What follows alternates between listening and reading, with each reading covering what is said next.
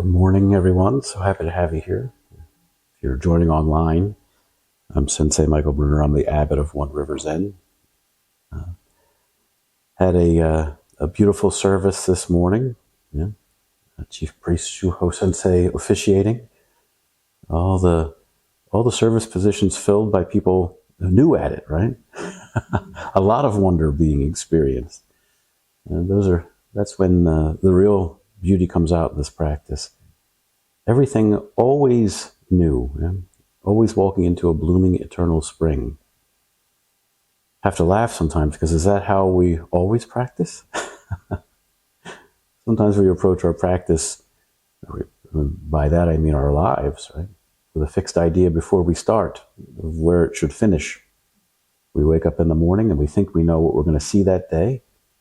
And miracle of miracles, we see what we expect to see. But we seldom stop to reflect about that. The universe is vast and as wide and as beautiful as this. How could it be that we only see what we expect to see? You know?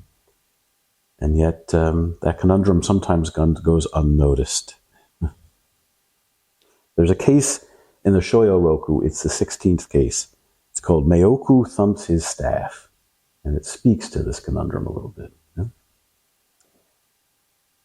Begins, attention. Mayoku arrived at Showcase Place holding his staff. Yeah. And he walked 3 times around the meditation seat of Showcase. And he thumped his staff once. Showcase said, right. Right. So Mayoku took up his staff and went over to visit Nansen. That's Joshu's teacher, right? And he again walks 3 times around the meditation seat of Nansen, and he thumps his staff once. And Nansen says, wrong. Wrong. Mayoku was a bit befuddled. So he says, Showcase said right. Why do you say wrong? Nansen said, for Showcase, it is right. For you, it is wrong. What comes from the power of the wind, in the end becomes broken and grumbled. Beautiful case. Beautiful case. But again, we practice with these koans not because we want to unravel them as some great cosmic riddle. Yeah? Using the mind road is what got us in this trap in the first place, right? So koans resist that type of inquiry. We have to sit with them and allow them to unfold within us. Yeah? And then we notice that there's nothing outside when we do it. The truth is that the circumstances of our life present themselves directly and unabatedly. Yeah? When we encounter suffering, it can be a challenge. We're so often inclined to enter into the laboratory of our thoughts when this happens. Oh, I'm experiencing something a little rough. Better think this through. Yeah? And we play out different scenarios of engagement, little chess games, and we weigh all the different potential outcomes. The only problem here is, of course, all we have in our mind is representative symbols, and we can't squish the richness of this being, this life, into a narrative. So we take shorthand. Yeah? Respect and disrespect, good and bad, sword and plowshare. Each stands in for an unfathomable amount of rich lived experience. Yeah? But over time, if we continue playing these mind games, we can be seduced into thinking that the shorthand is the equivalent of our lived experience. Or even worse, right? We begin to project our understanding of that shorthand into our lives as they are. And we no longer experience what's at hand. So when we practice in that way, when we're out of balance in that way, yeah, our actions are incongruent with the practice imperative that's present. the practice imperative that wisdom demands in any given moment. Our life becomes a stale, syndicated rerun, of past accomplishments, of past defeats, of highs and lows. I've often referred to it all as shadow boxing. We keep raging against them, keep protesting, but we're just swinging. We never actually land a punch. We keep orbiting around a compact narrative of our limited understanding, and we reject the actual wisdom that's always presenting itself. And this is precisely what this koan is all about. Mayoku performs what appears to be the exact same action in two different rooms. The same 3 circles, the same strike of the staff. One master takes shorthand and says right. The other says wrong. And so now the action itself is lost. It's out of focus. What winds up happening now is we can't see whether the practice or the action itself arises freshly from the living moment, or whether it's some repetition of something that once worked, some sort of gaining idea or grasping for that rightness or wrongness. Nonsense, not necessarily grasp or rejecting some sort of gesture. He's actually sitting and he's trying to get him to see the insubstantiality, not only of our judgments, but of our clinging to our judgments, of ourselves acting out of where the place of these judgments. Just to see this play as it is, in and of itself, I want to point out, is a powerful teishō. Often people will come to me and say, my practice is out of balance, this and this. I'm doing it bad. Well, if you're seeing that your practice is out of balance, there's strength in that. Remember Shinryu Suzuki saying, when you have a stomach ache, you should actually be happy that you have a stomach ache, because a stomach ache is forcing you to address some underlying issue. It's when your stomach is diseased and you stop feeling the stomach ache that you have a problem. Of course, I'm abridging that. The ability to see how delusion sets in and the power of its seduction, that's the important part of our practice. To see through these eyes makes us capable of shifting our gaze and actually beginning to bear witness directly to the full counsel of our lives just as they are, just as they're always presenting themselves. The weight of our judgments, of our labels, becomes much lighter.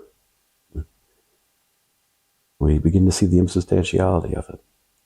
We see that the whimsical notions we erect in our mental sandbox all must meet their end, and how very tenuous they were in the first place. What's actually left when we open to this truth? What's left when we recognize that sandcastle that we create in the mind must meet its end? The preface to the assembly points to this very place. It says, pointing to a deer, it becomes a horse. Grubbing the soil, it becomes gold. On the tongue, winter and thunder are raised. Between the eyebrows, a bloody blade is stored. While sitting, success or failure is perceived. While standing, life and death are examined. Tell me, what kind of samadhi is this? Notice that last part. What kind of samadhi is this? When the experience overrides the narrative, when we're engaged by what is present and step into our lives wholeheartedly, what kind of samadhi is this? I had a student who approached me recently. Sometimes students are the best teachers. And he confided, he said, I struggle a lot with, I look at my son or my wife, and he had had misfortunes befall other members of his family in the past. He said, I struggle with what if that happens to them. So that's a great question. How do we sit with that? How do we sit with that? What does that moment demand? And when you look at your son, you have that feeling. And there's a feeling of boundless love that opens up, of wanting to make that moment very special, of wanting to step in and recognize that everything we love, everything we cherish, eventually we're going to be separated from. We have this idea in our minds that somehow we can escape that truth through some sort of logical progression of steps. Chanting the name of the Buddha, doing a perfect bow. But in the end, if we do that, we abscond from our responsibility in the moment. But when that truth is present, we know just how to act. Wisdom then takes over. That's what our practice is all about. It wasn't a problem what he was experiencing in the sense that it wasn't an enlightenment or an awakening. It was actually a very big enlightenment and awakening that was present with him. You have non-sense warning echoing through this very moment. What comes from the power of the wind in the end becomes broken and crumbled. When we think we have it figured out, when we think that we can lay a trap in our mind and somehow abscond or get away from the imperative of our life, borrowed understanding, borrowed gestures, borrowed certainty, that's when we're wallowing full in delusion. Those can't endure. They may captivate us for a little while, but they can never actually meet this living moment. There's an appreciatory verse for this koan, as there is for all of them. Particularly beautiful. Right and wrong. Watch out for the trap. It seems to be putting down. It seems to be approving. Who's the elder is difficult to tell. Who's the younger is difficult to tell. He knows how to release when it's time. What's so special about my snatching away? Thumping the golden staff, standing all alone, circling the rope mat thrice, he plays at leisure. Being agitated, a sangha spawns, right and wrong. I reflect that a demon's seed is born in a withered skull. Like that part. He plays at leisure. He plays at leisure. Well, I'm very, very busy. I've got a long list of things to do. Yeah, up there we do. There's only one thing to do at any given moment. It's what the practice imperative of that moment demands. It's what wisdom demands when we're fully immersed in the circumstances of our life. You'll never experience it as long as you don't know when to release, when to let go of our ideas and our judgments about it, and to step into it. The bow is drawn, yeah? And we can see the world suffering everywhere we look. It's laid bare. It resonates right here, even in this very moment. What's being asked of us is that we verify our aim is congruent with our intentions. We all know our intentions, that we're present with our intentions. And that you have set well your intention to transform suffering. And release. Step into it. Release yourself right into this beautiful wonder of life. He knows to release when it's time. It's time.